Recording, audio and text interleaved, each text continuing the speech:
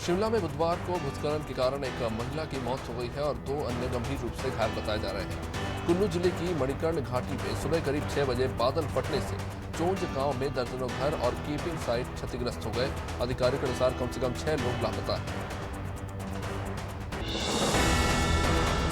महाराष्ट्र में बीजेपी और शिवसेना के बागी गुट की सरकार बनने के बीच दिल्ली के मुख्यमंत्री अरविंद केजरीवाल ने मंगलवार को विधानसभा में कहा कि पूरे देश में सारी पार्टियां एक एक कर टूटती झुकती और गिरती जा रही हैं।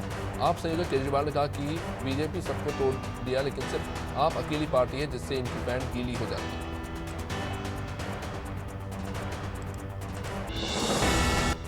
टीएमसी सांसद महुआ मोइत्रा के मां काली पर बयान को लेकर उनके खिलाफ मध्य प्रदेश पुलिस ने एफआईआर दर्ज की है। वहीं बीजेपी ने इस बयान को लेकर मोइत्रा के खिलाफ पश्चिम बंगाल में पुलिस के पास कई शिकायतें दर्ज कराई। मोइत्रा ने कहा था कि मेरे लिए मां काली मांस खाने वाली और शराब स्वीकार करने वाली देवी है।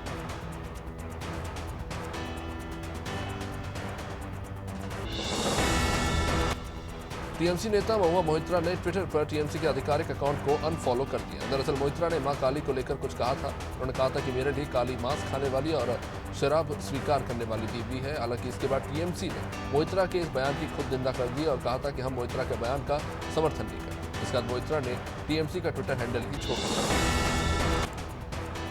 टीएमसी ने डॉक्यूमेंट्री फिल्म काली के पोस्टर को लेकर अपनी सांसद महुआ मोइत्रा द्वारा दिए गए बयान को लेकर कहा कि ये उनके निजी विचार। पार्टी ने कहा कि मोइत्रा ने काली देवी को लेकर जो भी बयान दिया है पार्टी उसका समर्थन नहीं करती। टीएमसी ने कहा कि पार्टी इस तरह की टिप्पणियों की कड़ी निंदा करती है।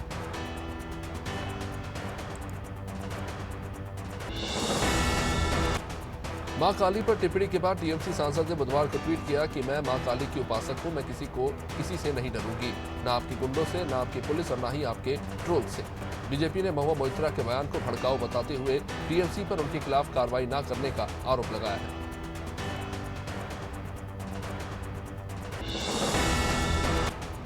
कांग्रेस सांसद शशि थरूर ने टीएमसी सांसद महुआ मोइत्रा के देवी काली को लेकर दिए गए बयान का समर्थन किया। उन्होंने ट्वीट किया कि महुआ पर उस बयान के लिए हमले देखकर वे हैरान हैं। जो हर हिंदू जानता है कि देश भर में पूजा पाठ के तरीके अलग अलग हैं। थरूर ने कहा कि महुआ मोइत्रा किसी को आहत करने की कोशिश नहीं कर रही थी।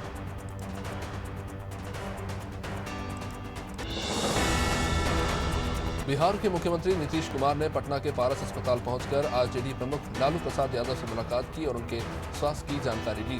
लालू के बेटे तेजस्वी यादव के मुताबिक प्रधानमंत्री मोदी और कांग्रेस नेता राहुल गांधी ने फोन पर लालू के स्वास्थ्य की जानकारी ली है। दरअसल कंधे की चोट के चलते लालू इस वक्त अस्पताल में भर्ती है।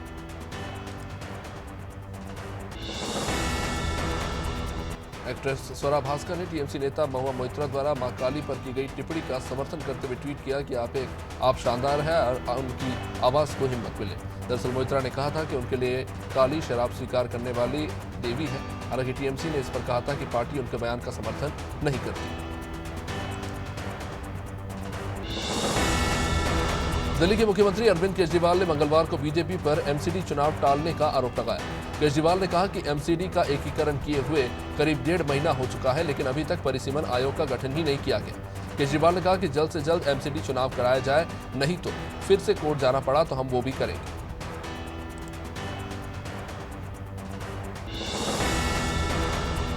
एआईएमआईएम प्रमुख असदुद्दीन ओवैसी ने कहा कि देश में युवा बेरोजगार है, महंगाई बढ़ रही है, डीजल 102 रुपए प्रति लीटर बिक रहा है। दरअसल वास्तव में औरंगजेब इन सब के लिए जिम्मेदार है, न कि प्रधानमंत्री मोदी।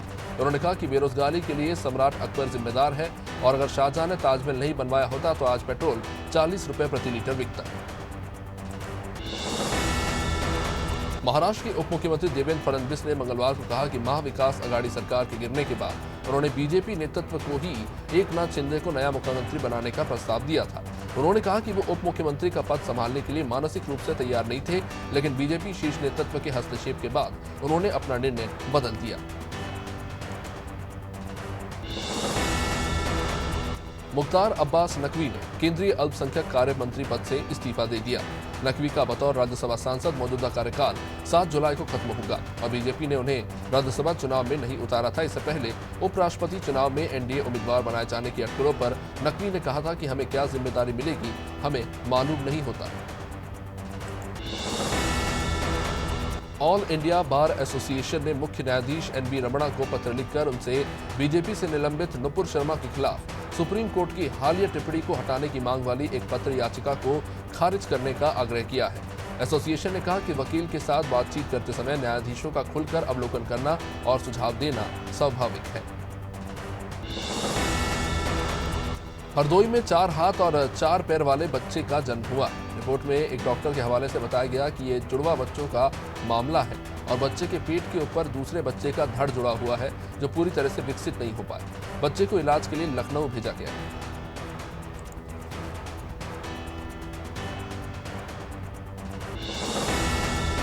दिल्ली के मुख्यमंत्री अरविंद केजरीवाल ने बुधवार को बताया कि अगले साल 28 जनवरी से 26 फरवरी तक दिल्ली शॉपिंग फेस्टिवल मनाया जाएगा। उन्होंने कहा कि ये भारत का सबसे बड़ा शॉपिंग फेस्टिवल होगा। कुछ सालों में हम इसे दुनिया का सबसे बड़ा शॉपिंग फेस्टिवल बनाएंगे। केजरीवाल ने कहा कि इसमें दुनिया भर से लोगों को आमंत्रित किया जाएगा जिससे वे दिल्ली की संस्कृति का अनुभव कर सके। पंजाब के मुख्यमंत्री भगवंत मान गुरुवार को चंडीगढ़ में एक निजी समारोह में डॉक्टर गुरप्रीत कौर से शादी करेंगे। मान की ये दूसरी शादी होगी और उनकी होने वाली पत्नी की तस्वीर सामने आई है। उन्होंने इससे पहले इंद्रप्रीत कौर से शादी की थी जिनसे 2015 में उनका तलाक हो गया था और इस शादी से उनके 2 बच्चे भी हैं। स्पाइस जेट ने बताया है कि चीन जा रहा उसका कार्गो विमान मौसम रडार प्रणाली के काम न करने के चलते मंगलवार को कोलकाता लौट आया। इससे पहले मंगलवार को दिल्ली से दुबई जा रहे स्पाइस जेट के एक विमान में तकनीकी खराबी आने के बाद उसे पाकिस्तान में इमरजेंसी लैंड कराना पड़ा था, जबकि कांडला मुंबई फ्लाइट की विंडशील्ड में ही दरार आ गई।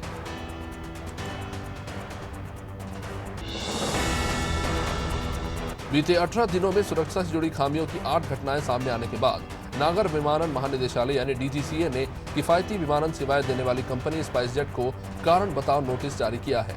कंपनी को इसका जवाब देने के लिए 3 हफ्ते का समय दिया गया है। नोटिस के अनुसार स्पाइस जेट सुरक्षित, कुशल और विश्वसनीय हवाई सेवाएं स्थापित करने में विफल रही है। तेल कंपनियों ने 6 जुलाई की सुबह गैस सिलेंडर के दाम में 50 रुपए प्रति सिलेंडर की बढ़ोतरी कर दी है। ये बढ़ी हुई कीमत प्रभावी रूप से लागू हो गई है। बढ़ोतरी घरेलू सिलेंडर 14.2 किलोग्राम के रसोई गैस सिलेंडर के लिए की गई है। इस वृद्धि के बाद दिल्ली में अब घरेलू रसोई गैस सिलेंडर की कीमत 1053 रुपए पर पहुंच गई है।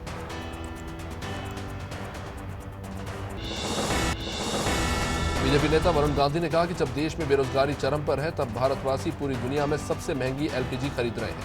उन्होंने ट्वीट किया कि घरेलू सिलेंडर अब 1050 रुपए में मिलेगा। कनेक्शन कॉस्ट 1450 से बढ़ाकर 2200, सिक्योरिटी 2900 बढ़ाकर 4400 कर दी गई है। रेगुलेटर तक 100 रुपया महंगा हो गया है। गांधी ने कहा कि गरीब की रसोई में फिर धुएं से भरने लगे। घरेलू एलपीजी सिलेंडर की कीमत में 50 रुपए की बढ़ोतरी होने पर कांग्रेस नेता रेणुका चौधरी ने ट्वीट किया। उन्होंने लिखा कि पीएम मोदी ने 2022 तक किसानों की आय दोगुनी करने का वायदा किया था। इसके बजाय उन्होंने गैस सिलेंडर के दामों को 3 गुना कर दिया है। गैस सिलेंडर के दामों में बढ़ोतरी के बाद दिल्ली में अब इसकी कीमत 1053 और मुंबई में 1052.50 पैसे हो गई है। असम में बाढ़ के चलते मंगलवार को 2 बच्चों समेत 4 लोगों की मौत हो गई, जिसके बाद राज्य में इस साल अब तक बाढ़ से जान गंवाने वालों की संख्या बढ़कर 184 पर पहुंच गई है।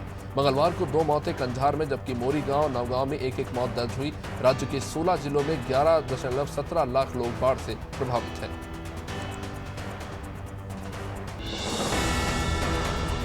वेस्टइंडीज के खिलाफ आगामी 3 मैचों की वनडे सीरीज के लिए भारत ने अपनी 16 सदस्यीय टीम का ऐलान कर दिया। इस सीरीज में विराट कोहली, रोहित शर्मा और जसप्रीत बुमराह को आराम दिया गया है और शिखर धवन को कप्तान और रविंद्र जडेजा को उप कप्तान बनाया गया है। ये सीरीज 22 से लेकर 27 जुलाई के बीच पोर्ट ऑफ स्पेन में खेली जाएगी। कच्चे तेल की कीमतों में आई गिरावट के चलते भारतीय शेयर बाजार सूचकांक सेंसेक्स और निफ्टी बुधवार को लगभग 1.2% की वृद्धि के साथ बंद हुआ।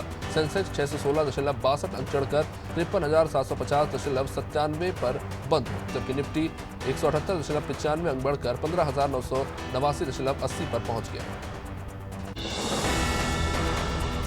आगरा में महिला आयोग सदस्य निर्मला दीक्षित ने न्याय दरबार लगाया, जिसमें महिलाओं से संबंधित कल्याणकारी योजनाओं और महिलाओं को जनसुनवाई का आयोजन हुआ, जिसमें दर्जनों महिलाओं ने अपनी आपबीती सुनाई। महिला संबंधी मुकदमे में जल्द से जल्द निस्तारण करने के निर्देश दिए गए।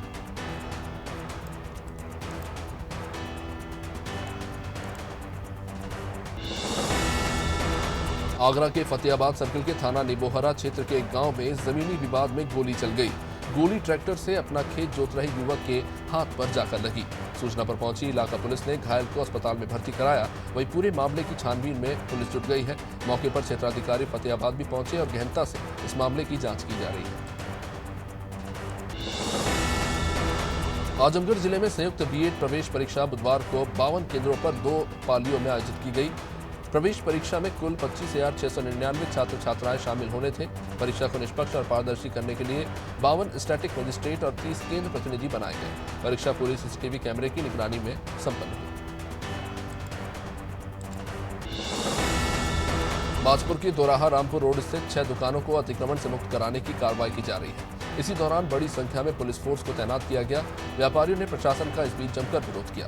प्रशासन ने मामला शांत कराते हुए निष्पक्ष कार्रवाई की बात की। आपको बता दें कि अन्य व्यापारियों ने नोटिस मिलने पर खुद ही अपनी दुकानों को ध्वस्त कर दिया था। दुकान तोड़ने की सूचना को लेकर व्यापारियों का जमावड़ा लगा रहा।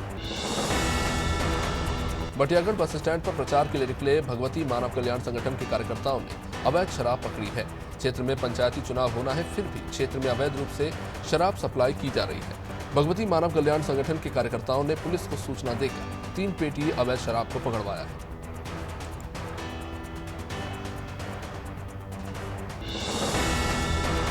बिजनौर में हो रहे बीएड की संयुक्त प्रवेश परीक्षा के मद्देनजर ड्यूटी पर तैनात पुलिस बल को कानूनी शक्ति व्यवस्था रखने के लिए एसपी दिनेश सिंह ने आवश्यक निर्देश दिए।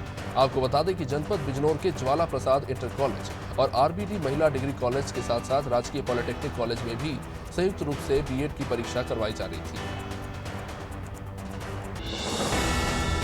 त्रिस्तरीय पंचायत चुनाव और अन्य निकाय चुनाव को देखते हुए चंदेरी पुलिस अलर्ट है। पुलिस ने आपराधिक प्रवृत्ति के लोग, अवैध मादक पदार्थ और अवैध हथियार को ध्यान में रखते हुए अलर्ट हो गई है। अशोकनगर जिला कलेक्टर और पुलिस कप्तान रघुवंश भदौरिया के निर्देशन में चंदेरी थाना प्रभारी उमेश उपाध्याय की मौजूदगी में चंदेरी थाने के सामने 4 पहिया वाहनों की चेकिंग की गई। उत्तर प्रदेश में 4 वर्षीय मासूम बच्ची दरिंदगी का शिकार हो गई। दरअसल फतेहपुर जिले में जामुन दिलवाने के बहाने युवक मासूम को अपने घर ले गया और घिनौनी घटना को अंजाम दे डाला। घटना के समय बच्ची घर पर अकेली थी। पीड़ित परिवार ने इस घटना की शिकायत थाने में जाकर दर्ज की है। पुलिस आरोपी की तलाश कर रही है।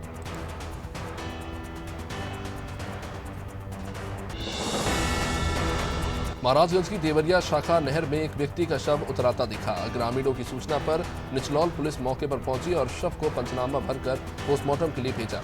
प्रयास के बाद भी शव की पहचान अभी तक नहीं हो सकी है।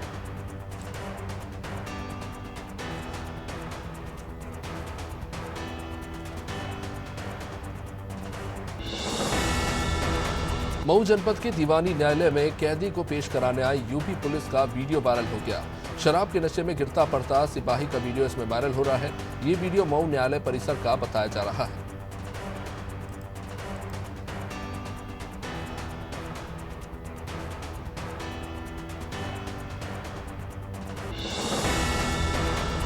डॉक्यूमेंट्री फिल्म काली के पोस्टर को लेकर मिर्जापुर में भी विरोध देखने को मिला। फिल्म निर्माता के विरुद्ध कार्रवाई को लेकर मिर्जापुर सेवा समिति के संयोजक के नेतृत्व में सैकड़ों कार्यकर्ताओं ने जिला अधिकारी और पुलिस अधीक्षक जनपद मिर्जापुर से मुलाकात की और फिल्म काली के निर्माता निदेशक के विरुद्ध एफआईआर दर्ज करने की मांग का पत्र सौंपा। मिर्जापुर शहर कोतवाली क्षेत्र के अस्पताल चौकी पुलिस ने जिला अस्पताल में खोई 4 साल की बच्ची को बरामद कर उसे उसके मां बाप के हवाले किया। आपको बता दें कि जिला अस्पताल में महिला अपनी बच्ची के साथ दवा लेने आई थी और अस्पताल परिसर में मां द्वारा दवा लेने के दौरान बच्ची कहीं भटक गई। सीसीटीवी फुटेज और बच्ची के पुलिस अधीक्षक द्वारा उसकी तलाश करने को लेकर मां को बुलाया गया और बच्ची को सौंप दिया। मुजफ्फरनगर में सरकार के 35 करोड़ के वृक्षारोपण जन आंदोलन के अंतर्गत सरशादी लाल शराब फैक्ट्री परिसर में वृक्षारोपण किया गया। विभाग द्वारा दिए गए 10,000 पौधे के लक्ष्य को इसमें पूरा किया गया है। प्रदूषण विभाग के जूनियर इंजीनियर विपुल कुमार ने बताया कि मुजफ्फरनगर में 35 फैक्ट्रियों को वृक्ष लगाने के लिए चिन्हित किया गया है। मुजफ्फरनगर में बकरीद और कांवड़ यात्रा के मद्देनजर गणमान्य लोगों के साथ जिला प्रशासन ने मीटिंग की और लोगों की समस्याएं भी सुनी। इस दौरान एसपी सिटी, नगर मजिस्ट्रेट सहित कई अधिकारी मौजूद रहे। आला अधिकारियों ने सभी लोगों को विश्वास दिलाते हुए कहा कि वो उनकी समस्याओं का त्वरित निस्तारण करेंगे। स्थायी शांति रूप से त्योहार मनाने की अपील की गई। पोहरी में कॉलेज परिसर मैदान में त्रिस्तरीय पंचायत चुनाव को लेकर बैठक हुई। एसडीएम राजन बी नाडिया ने इसको बैठक ली, जिसमें आंगनबाड़ी कार्यकर्ताओं से लेकर मिनी कार्यकर्ता, आंगनबाड़ी सहायिका, जनपद सचिव, पटवारी उपस्थित रहे। इस बैठक में पंचायत चुनाव की निगरानी को लेकर चर्चा की गई थी।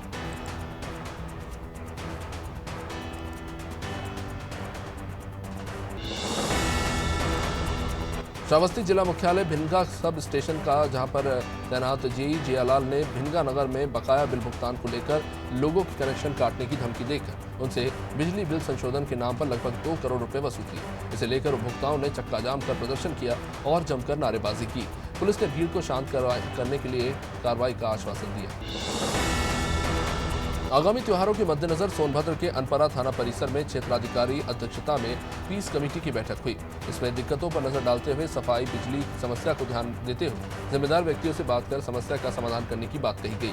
उपस्थित धर्मगुरु और संभ्रांत व्यक्तियों से वार्ता करके शांतिपूर्ण रूप से त्योहार मनाने की अपील की गई। धार जिले के धर्मपुर में एक शख्स ने घोड़ी को अपनी हवस का शिकार बनाया।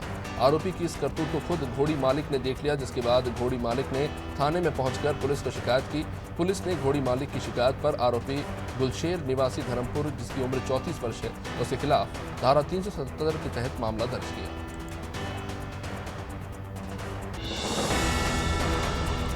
धार जिला धर्मपुरी राव खलघाट फोरलेन के गणपति घाट पर बुधवार सुबह करीब 10 बजे एक हादसा हुआ।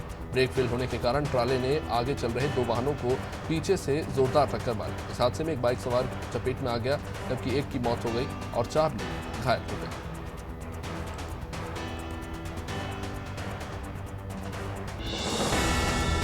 झांसी के मौरानीपुर कोतवाली क्षेत्र के अंतर्गत आने वाली ग्राम चुरारा में अपने पिता के साथ खेत पर काम कर रहे बहन भाई आकाशीय बिजली की चपेट में आने से बुरी तरह घायल हो गए, जिन्हें अचेत अवस्था में मौरानीपुर सामुदायिक स्वास्थ्य केंद्र लाया गया, जहां चिकित्सक ने 13 वर्षीय बहन को मृत घोषित कर दिया। वही भाई का प्राथमिक उपचार किया जा रहा है।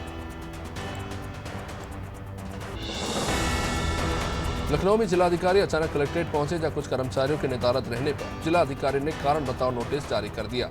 जिलाधिकारी ने सभी कर्मचारियों से समय पर उपस्थित होकर पूरी निष्ठा और जिम्मेदारी से काम करने की समझाइश दी और समय से कार्यालय में उपस्थित न होने वाले कर्मचारियों के विरुद्ध कड़ी कार्रवाई की भी चेतावनी दी। अलीगढ़ के मोहनलाल गौतम राजकीय महिला चिकित्सालय में चोरी की वारदातों पर लगाम लगाए जाने के लिए सीसीटीवी कैमरे लगाए जा रहे हैं। पूरा मोहनलाल गौतम राजकीय महिला चिकित्सालय, जिसमें पिछले दिनों चोरी की लगातार घटनाएं बढ़ रही हैं। किसी मरीज का मोबाइल चोरी हो गया तो कभी किसी तीमारदार की बाइक तक चोरी हो गई। चिकित्सालय के आसपास बच्चा चोर गिरोह भी देखा गया है। अलीगढ़ में भाजपा नेता विनय सहित 3 लोगों को डीजे कोर्ट ने हत्या के मामले में दोषमुक्त करार दिया। जानकारी के अनुसार कोतवाली थाना इलाके के ओपर कोर्ट में 24 मार्च 2020 को नागरिकता संशोधन कानून को लेकर जमकर बवाल हुआ था। कुछ आगजनी की घटनाएं भी हुई थी। इस दौरान ताहिर नाम के एक व्यक्ति की गोली लगने से मौत हो गई। हालांकि गोली लगने के बाद ताहिर ने पुलिस को बयान दिया, जिसमें उसने विनय, सुरेंद्र और वीरेंद्र पर गोली मारने का आरोप लगाया था। खबर गोंडा से, जहां नुपुर शर्मा के बयान का समर्थन करने पर गोंडा के हिंदू समाज पार्टी के राष्ट्रीय प्रवक्ता मोहित राज को पाकिस्तान और अन्य मुस्लिम देशों से अज्ञात नंबर से जान से मारने की धमकी और गला काटने की धमकी मिली। इसे लेकर हिंदू समाज पार्टी के राष्ट्रीय प्रवक्ता ने गोंडा के परसपुर थाने में शिकायत दर्ज कराई। आजम खान के बेटे अब्दुल्ला आजम और पत्नी तंजीम फातिमा की मुश्किलें कम होती नहीं नजर आ रही। आजम खान से ईडी ने पहले ही सीतापुर जेल में पूछताछ की थी। बुधवार को आजम खान के पुत्र अब्दुल्ला आजम को लखनऊ के दफ्तर में बुलाकर 6 घंटे तक पूछताछ की गई। आने वाले दिनों में ईडी तंजीम फातिमा को भी पूछताछ के लिए बुला सकती है।